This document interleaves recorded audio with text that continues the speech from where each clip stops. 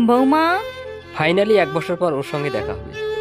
কখন থেকে ছাদে দাঁড়িয়ে আছো? রাহুলের আসতে সময় লাগবে। মা। বেটা, তোর আসতে কোনো অসুবিধা হয়নি তো? না মা।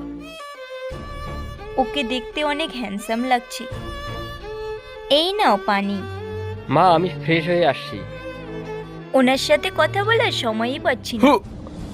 কেমন আছো? বৌমা, নাস্তা রেডি হয়ে গেছে? হ্যাঁ মা, এই তো হয়ে গেছে। তুমি? ভাবি, হ্যাঁ আসছি। পাগলি একটা। মা আমি ঘুমোতে যাচ্ছি। ঠিক আছে বেটা। কখন যে কাজ শেষ হবে।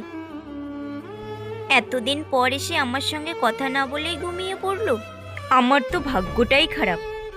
আমার জানের সঙ্গে কথা না বলে আমি কি করে ঘুমাতে পারি? তুমি জানো আমি তোমাকে কতটা মিস করেছি।